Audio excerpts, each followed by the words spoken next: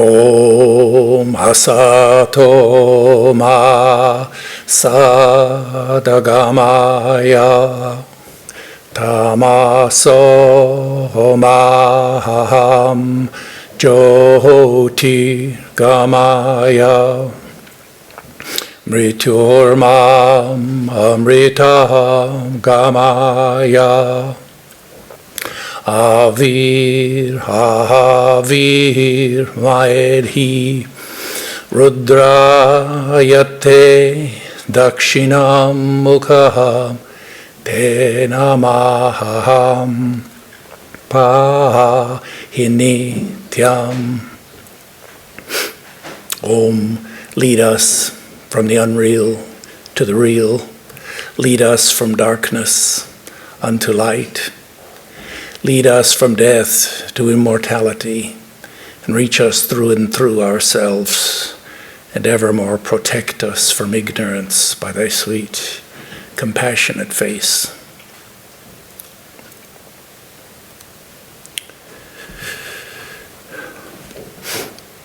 So, good morning, and happy Easter to you all. My subject this morning is Incarnation and Avatar. And we're going to be talking about the great teachers of the world, like Rama and Krishna and Buddha and Jesus and Ramakrishna. And we're going to be asking, why are they regarded as incarnations of God Himself? How are they special? And why do they deserve our worship? In order to appreciate the Incarnation, we have to know that there are four types of men: the bound, the struggling, the free, and the ever-free. Mahamaya casts her net on the lake of the world. There are many fish in the lake, and the net settles down to the bottom. Some of those fish don't even know that they're caught. They burrow down into the mud at the bottom of the lake, taking the pieces of net in their mouths. Other fish realize that there's a net around them, that they're caught, and they struggle desperately to get free. Some few find a break in the net and manage to escape and become free. And some are ever free. Those are the Buddha Jivas, the Mumukshus, the Muktas, and the Nitya Siddhas. Let's look here at the last categories, which represent the saints and the sages. There are great saints in the world who are filled with the love of God, and the love of God, which is called bhakti, and they have realized God. They spend their time in singing, repeating God's name and His glories, and they see God in everything. There are also sages or jnanis who are freed from ignorance and freed from false superimposition called adhyasa, who walk in the Spirit and who worship the Spirit by the Spirit.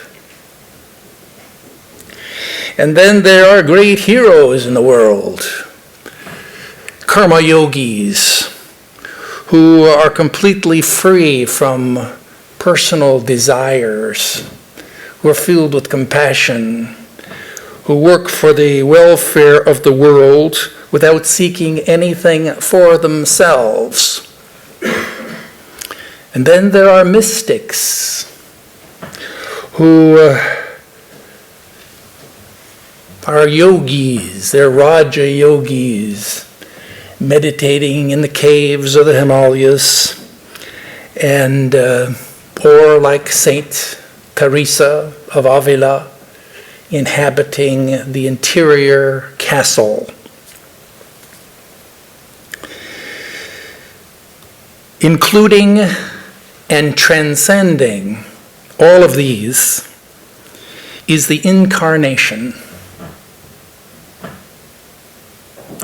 Now, enlightenment is all about light. And all enlightened beings are about light. But Jivatmas who become enlightened are like light bulbs. That is, there's a 60-watt bulb, and then there may be a 100-watt bulb. And then there may be a searchlight, a floodlight that illumines a whole building. But transcending all of those is the light of the sun. And there's a difference between the earthly lights and the heavenly light. The saints and the sages are those who become liberated by dint of great sadhana and struggle.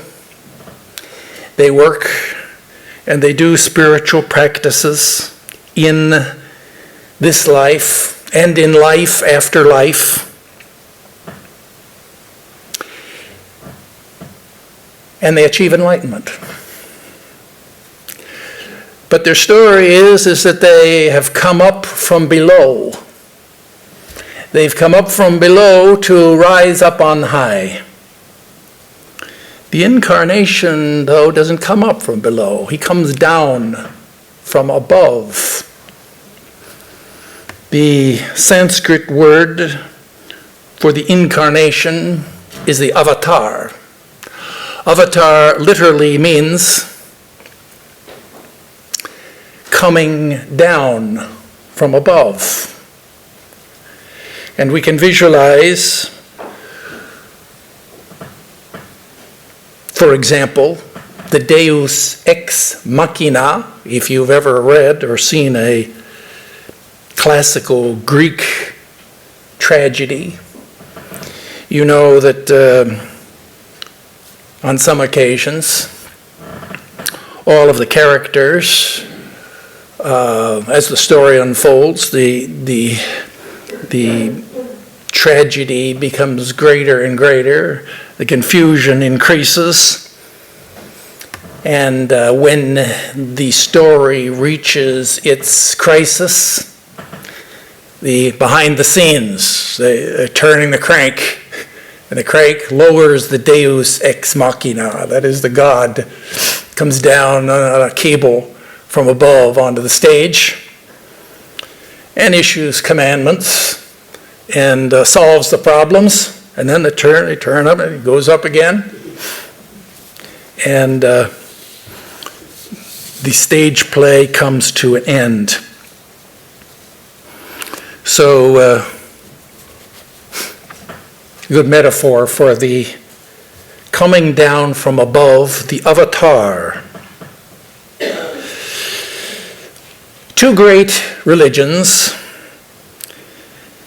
in the world advocate the belief in God, the belief that God incarnates in human form. That is the Christian and the Hindu. And in Christianity, the deity of Jesus of Nazareth is a cardinal doctrine. You can't be an Orthodox Christian unless you believe in the deity of Jesus Christ. Jesus is regarded as an incarnation of God. Hindus also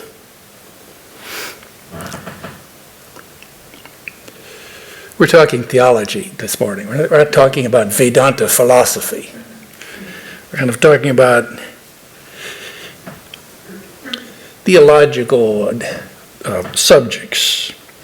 The Hindus also regard Jesus as an incarnation of God. But whereas in Christianity, the incarnation is considered to be a single, particular historical event that happens only once, in Indian philosophy, the event, the incarnation event, God incarnates many times, in many different forms, under many different names and forms, in different ages. And Sri Krishna says in the Bhagavad Gita, Yada yada hi dharmasya glanir bhavati bharata abhyuttanam adharmasya tadatmanam srijamyaham. That is the doctrine of the incarnation discussed 2,000 years ago. In the Bhagavad Gita, Sri Krishna, the incarnation, talks about himself in 18 chapters. But there in one chapter, he's speaking to Arjuna. He says, whenever virtue, yada yada hi dharmasya, that is whenever adharma, dharma in Sanskrit there, Arjuna is the Indian Hindu word for religion. Whenever religion declines and we enter into a time of moral decadence, religion declines and the adharma increases, dharma decreases, adharma increases. At that time, I incarnate myself for the purpose of restoring the dharma and revitalizing religion.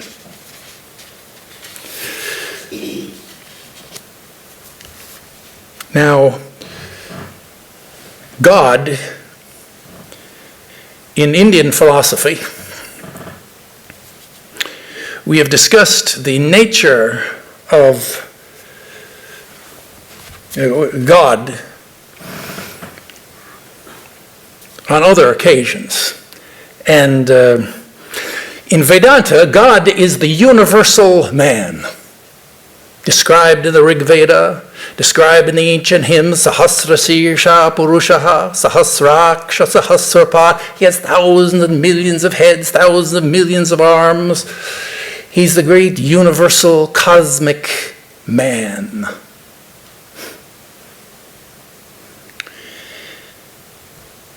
And if you've accepted that into your belief system, and you conceive of God in that way, then it may seem incredible, it may seem impossible that God could incarnate as a human being, a particular person, with a flesh and blood body.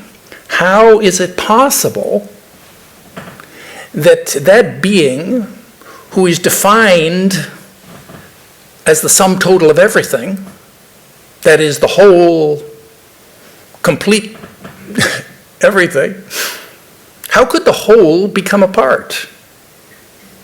How could that being, which is by nature defined as omniscient, omnipresent, omnipotent, omnibenevolent, that infinite being, how could that omniscient being be found to be sitting as a schoolboy in a classroom learning his lessons? How could that omnipresent, immanent being who's infinite and omnipresent, how could that being be located in a particular body in space and time? In Indian mythology, God is often compared to an elephant. And man, we're contrasting here two things. There's God and there's man. There's Jiva, Jivatma, and then there's Shiva. That's the framework we're speaking of today. We're speaking from that framework of dualism, qualified non-dualism. God is like an elephant. Man is like a mouse. How is it possible for an elephant to become a mouse? God is often defined as the potter, and man is like a pot. How is it possible for a potter to become a particular pot? And, some philosophers regard this doctrine of the Incarnation as incoherent and logically absurd.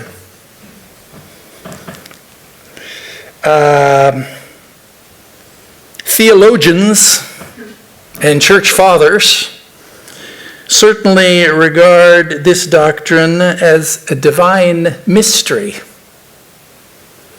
And in fact, there's a whole branch of Christian theology, which is called Christology, which deals exactly with this problem, or this question. We will leave this question this morning, we'll leave this question to the theologians.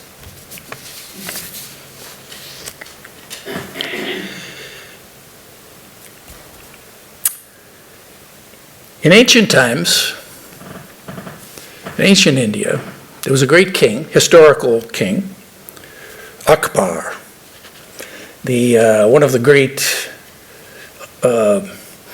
Mughal emperors of ancient India. And he had a chief minister. His name was Birbal.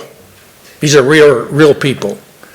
And but there are a lot of stories and legends surrounding the advice that the minister Birbal would give to the king, Emperor Akbar. And on one occasion, Akbar asked his minister the following questions. Where does God live? What does God eat? What is God's duty?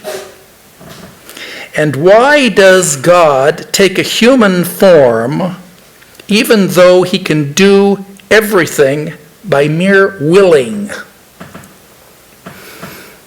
Now the minister Birbal, he easily answered the first three questions, finished.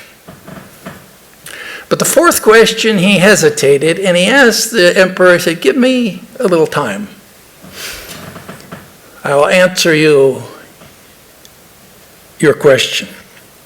And so saying, he took his leave of the emperor. And he went and he thought a little bit, and then he sought out, the emperor would vary every day. He would walk in the garden. And there in the garden, by the fountains, he would meet his children. His most beloved son, a nurse would bring his son, and he would play in the garden with his son, who was just a babe in arms at that time. So the minister, Birbal, he thought, yes. He went and he sought out that nurse. And he said, look, you have to help me here. Tomorrow, when you bring the prince into the garden, he said, just keep the baby in the charge of another nurse and carry in your arms a doll that looks like a baby wrapped up. And come in, and when you come in, when you meet the king, Pretend as if you've tripped and fallen, and that the baby has fallen out of your arms and into the pool of the fountain. Well, the nurse agreed. And sure enough, the emperor came walking through the garden. The nurse came, Carrie came, bearing his son in her arms. He came near, tripped, fell, and the baby fell out of her arms into the pond of water. Now there were many servants all around, any one of which who could have immediately rescued that child, but before any of them could even move or know what had happened, the king himself jumped into the water. He scrambled in the water, he grabbed the child and brought him out. Looked there, realized that it had been he'd been a little misled. But on that occasion, the minister Birbal said, "You see, Your Majesty, I've given you a very practical answer to your question." Remember the question. The question here is, why did God incarnate on the earth himself, even though he could have done everything by his mere will? And the minister Birbal, he said, "Your Majesty," he says, "you could have asked any one of these servants who would immediately have done your will, rescue the child. You didn't have to jump in there yourself." But why is it? It's because out of affection and love for your very own child, you rescued him yourself. Similarly it is with God, out of compassion, out of his love for the devotees. He himself, although he could, by his mere will, achieve his purpose on the earth, but out of love and compassion, he is incarnated as a man. Now the Incarnations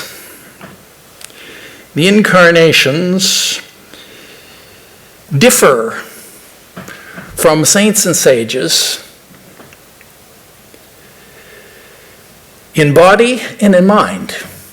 And let's look a little bit about this. First, some occult physiology. That is, the scriptures tell us, or the scriptures claim, that the Incarnation has a special and extraordinary body. And, for example, in the history of Christian theology, there was an old Christian belief that the body of Jesus was a mere apparition. That is, God would never degrade himself by descending into matter. And therefore, the Incarnation must be a mere apparition, something like what we would call today an avatar in computer gaming, like a virtual person who's kind of created by an imaginary digital reality. He comes down, he's an appearance. That was the belief. And this docetic heresy was rejected as a heresy by the Christian church. And all of you are acquainted here with our popular understanding of Christian theology, and how Jesus is regarded as the Son of Man, and 100% God, 100% also man. And yet, something of that recall of the special, extraordinary nature of his body remains. After all, even in Christian theology, They believe in the Immaculate Conception, in the virgin birth, and in the resurrection of the physical body. Extraordinary claims about the body of the Incarnation. In Indian philosophy too, in the life of Sri Ramakrishna, for example, we often read, which all comes out of the framework, this is discussed in detail in the occult definition of the kinds of the bodies, the body made of sattva particles, which characterizes the Incarnation. Be that as it may, certainly we have to admit that the Incarnation does need a purified body with a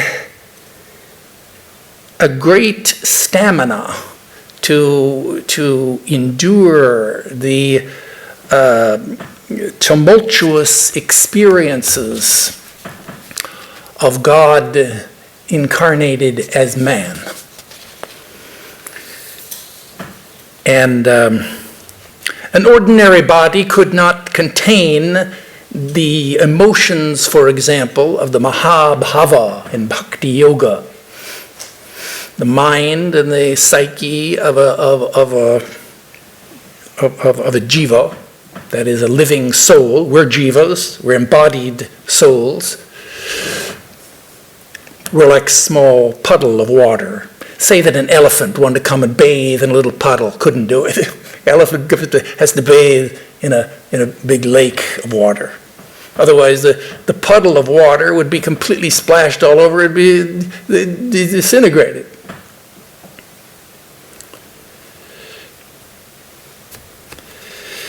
So that's why they talk about the Incarnation. Special body, claims to a kind of a special body, just a point of interest. I just suggest this to you, offer this to you as a point, for a pointer. That's our purpose this morning. This doctrine of the Incarnation is not a dogma that comes down from on high in the Vedanta philosophy. Many philosophers of the Vedanta philosophy are, as I said, regard it as incoherent and logically absurd. However, I'm offering you this idea, so I think it's fascinating. And of course, we have to remember that by Vedanta comes with three flavors: dualism, qualified non-dualism, and Advaita. And they're all built one upon the other. And each one reinforces and confirms the other. And there is no contradiction. And but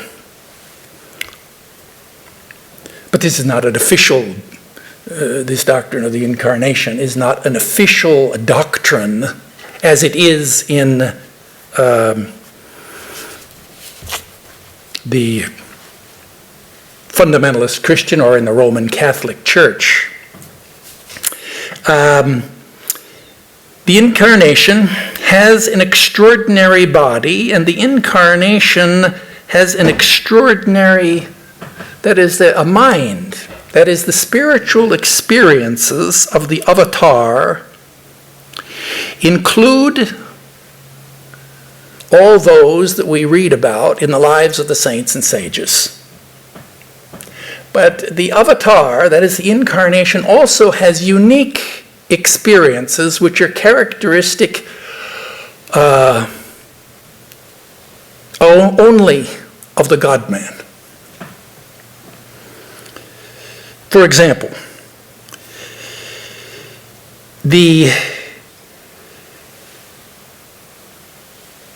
a jnani, that is a sage, who is on the path of knowledge, may, as a result of his spiritual practices, he may realize Brahman, that is the ultimate reality.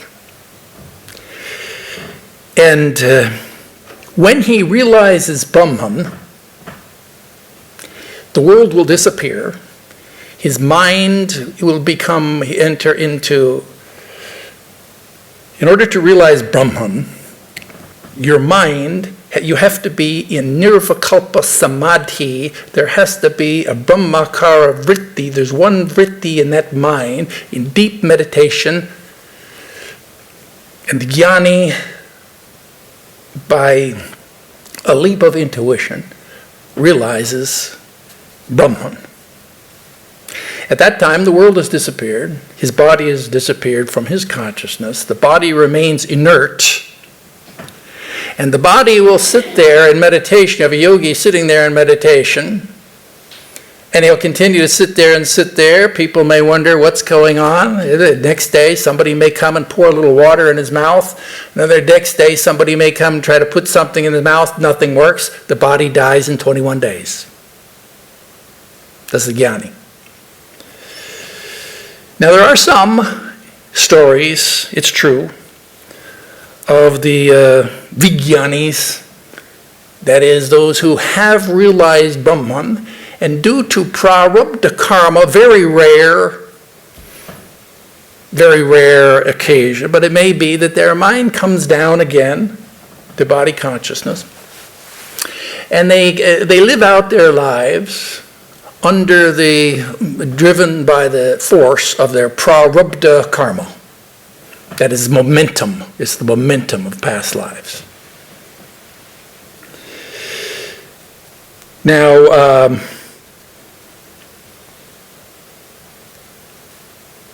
the incarnation, however, his experiences are not so defined. That is to say, the incarnation dwells in a state of bhava mukha. I'll give you a couple Sanskrit words. It's called a state of bhava mukha. Bhava mukha means he dwells in the land somewhere between the absolute and the relative.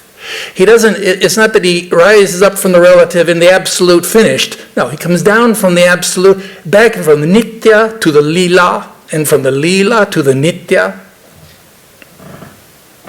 Bhavamukha means the doorway of being. And just as the analogy there is as if you take a lamp and you put it on the threshold of a room, and the light of the lamp will illumine one room, and it will also illumine the room adjacent. And so someone seeing that light, could pass from one room to another, and back and forth. An ordinary jivatma cannot do that. They pass from one room to the other, that's it. But the incarnation, he lives in that realm, remains in bhava mukha. That means his mind is continually ascending, descending to a higher state. And we can read about that in the lives of the incarnations, how they become abstracted, absorbed. Their mind enters into that state of not just inspiration or introspection, but of the absolute. That is, they go back between the absolute and the relative and the absolute.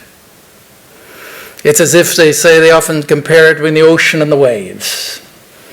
The jivatma is a wave. He always is a wave.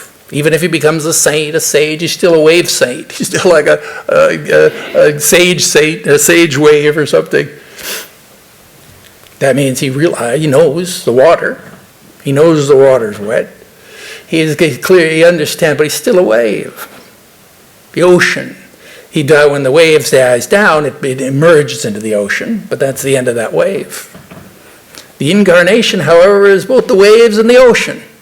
It goes back and forth between the particular body consciousness and the absolute and the relative. I'll give you another Sanskrit word, sarvatma bhava. This is another experience that is characteristic of the incarnations only. And in Christian theology, nobody knows who said this first, but it's attributed to various great medieval theologians. God is a circle whose circumference is everywhere, and whose circumference is nowhere, and whose center is everywhere. Man is a circle whose circumference is nowhere, but whose center is in one place. That's the difference between God and man.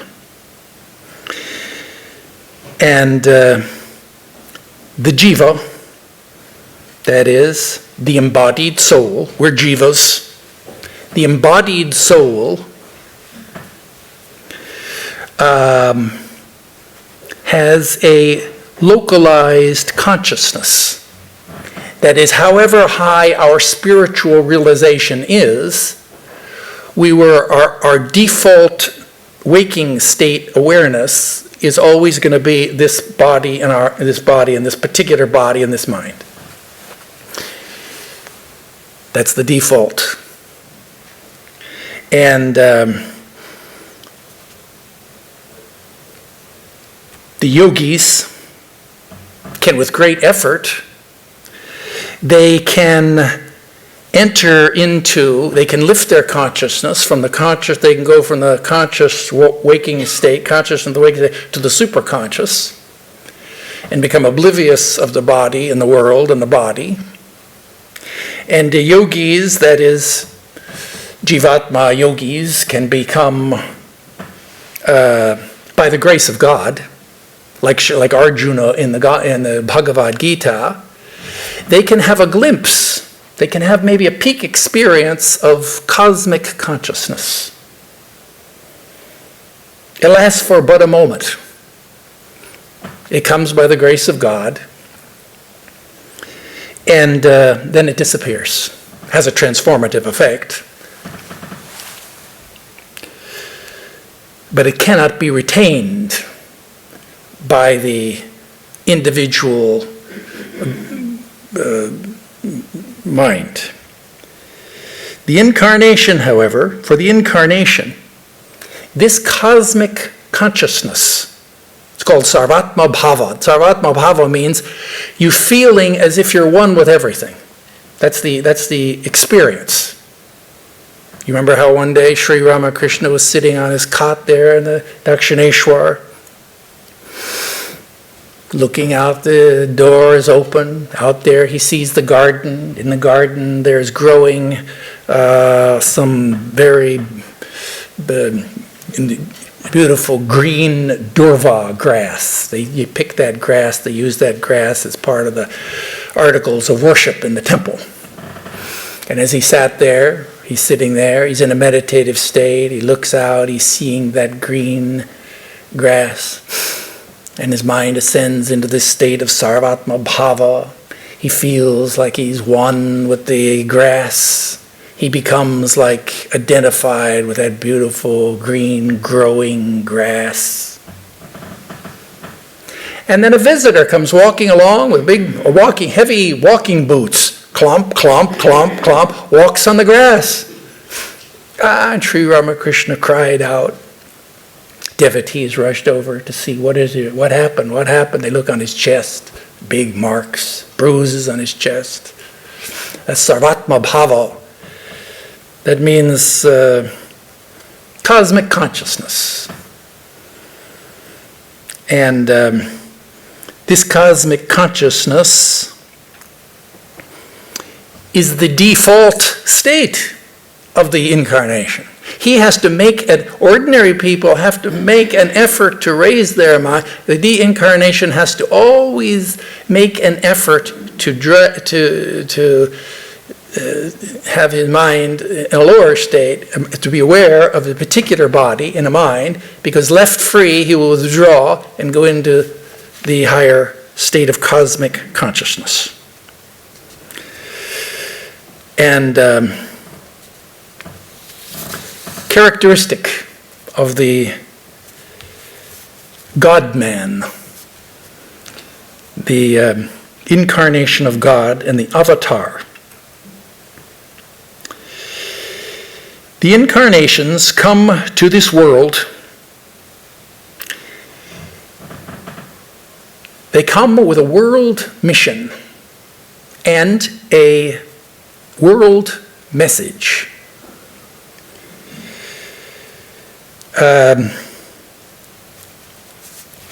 Each one of us also.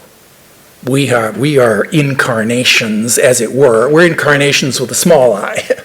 We also have a mission, a message. We're born on earth for a purpose, something to do, something to accomplish, something to say. But the incarnation, with a capital I, he also comes to the earth with a larger purpose, with a world mission. His purpose is to restore dharma, to reinstate religion in the world. The world teachers emphasize in their teachings and in their life, they exemplify the essence of religion. That's the purpose. The purpose here is to recall, to draw the collective mind back to the heart, to come back to basics, as it were, back to the heart, back to the essential, back to the essential aspects of religion. And what is the essence of religion? Well, it's very simple. The essence is simple. Religion. This is the teaching of all of the incarnations. Religion is not in doctrines and in dogmas. It's not in books, in temples, and in churches. Religion is realization. That's the teaching. Religion is realization. Once upon a time, there were this is not the four men. This is the four kinds of men. This is the two travelers. They were walking down the road, and there they came around, and there they saw an orchard.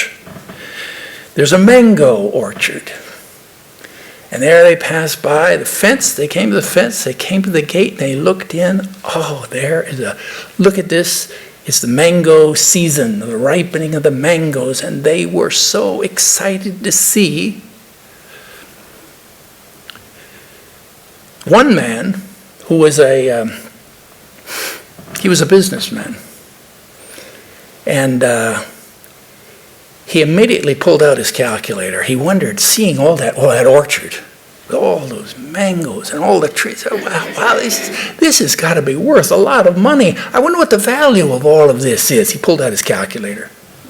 He knew that a mango can be sold for 1.5 rupees. Okay, put that in. Let's see. He looked there on that tree, began to estimate into speculate how many mangoes. Well, maybe there's 100 mangoes on that tree. Puts that into the calculator. But now, how many trees are there? He began to count the number of trees in a row. Put that down. That times the number of rows. Like this, he was deeply absorbed, concentrating, frown on his face, very seriously calculating. Wanted to know, what's the true value of this mango orchard? Meanwhile, his friend, he jumped over the fence, ran up, climbed up a tree, picked up a ripe, delicious mango, stuffed it into his mouth. Juice was all running down his mouth. He sat there in the tree with a big smile on his face. So the question is, which one of those appreciates the true value of the mango orchard? And so it's religion. Mango orchard is like the religion. The essence of the religion lies in your realization. Not in your weird experiences, but in your realization of the great truths of religion. That is your direct experience of the great truths that are taught in religion.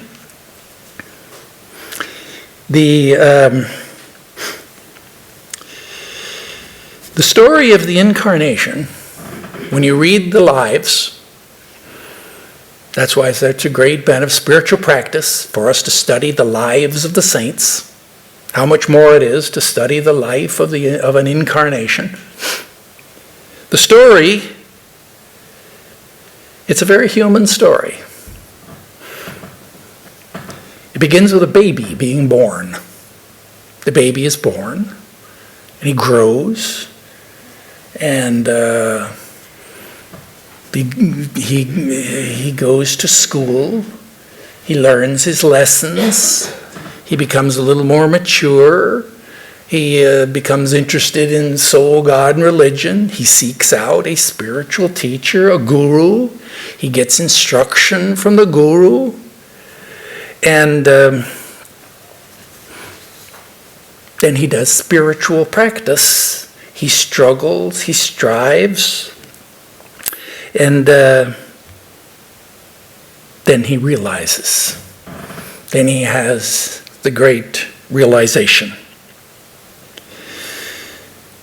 It is the struggle and the sadhana of the Incarnation that awakens and revives the spiritual consciousness of mankind. Remember that God, who is the Incarnation? God is the universal man. And the universal man is the sum total of all individuals. And therefore, when the universal man, who has become embodied as the Incarnation, when he does spiritual practice, we all benefit. Because we are all individuals, parts of the universal. And as they say, a rising tide lifts all the boats. All the boats raise up.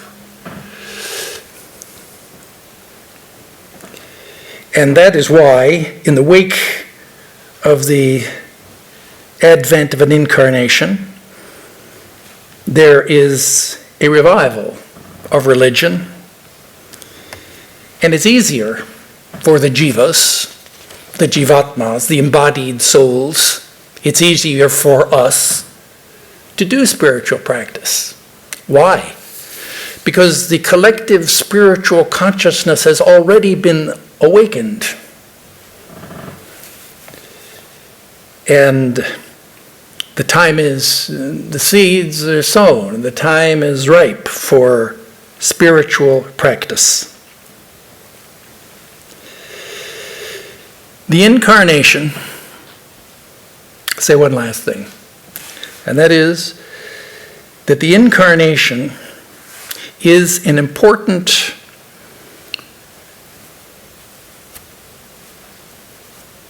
the idea of an incarnation. The Incarnation is very important to each one of us personally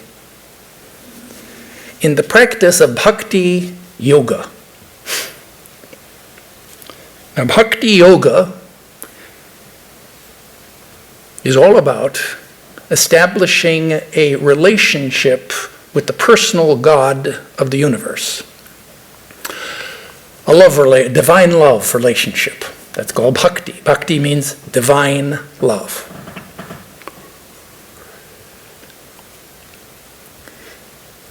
The goal of bhakti yoga is to establish a divine love relationship. There's only one kind of love, but we do need to discriminate between animal love and human love and divine love. So the bhakti means divine love, relationship with God. And but if we are to love God, we have to think of God as a person. It is not possible, that is, it's not possible to have a love relationship with an abstract metaphysical principle. You can't love absolute existence. You can't have a personal affection for absolute knowledge. Or you can't love infinity. That is, you can conceptualize it. You can look up those words in the dictionary. You can get kind of an understanding of what those words mean. But the words, of course, refer to the thing in itself. And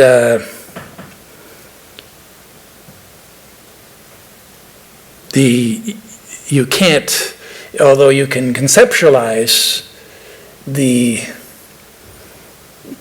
ideal, you can't realize. In order to realize the ideal, it has to be a particular person. In order to realize it, as distinct from conceptualize it, you have to experience it. You have to realize it. You have to perceive it under an aspect. That's true of everything. You have the universal form. These are the Platonic forms, universal forms. They're defined in the dictionary. But the thing is, the definitions in the dictionary are not the real forms. To perceive the ultimate reality, to experience the ultimate reality, to realize the personal God, that God has to be known as a person. The impersonal has to become personal. The universal has to become particular. And therefore it is through the grace of God that God, that is the universal man, appears as, incarnates as a particular person. And in the person of the Incarnation, we can now relate to the divine. Through the Incarnation, we can now, it's possible for us to realize the divine, to learn to love God, to realize God, and eventually to see God in everything. Om Dyo O Shanti Antariksha Am Shanti Prithvi Shanti Apa Shanti O Shadaya Shanti Vanaspataya Shanti Vishwe Deva Shanti Brahma Shanti Saravam Shanti Shantireva Shanti Sa Me Shantirehi Om Shanti Shanti Shanti. Om. Peace is in heaven, peace is on the earth, peace is in the sky and in the waters. The herbs and plants and trees are full of peace. The gods are peaceful. May this eternal universal peace enter our souls and beings. Om. Peace, peace, peace be unto us all.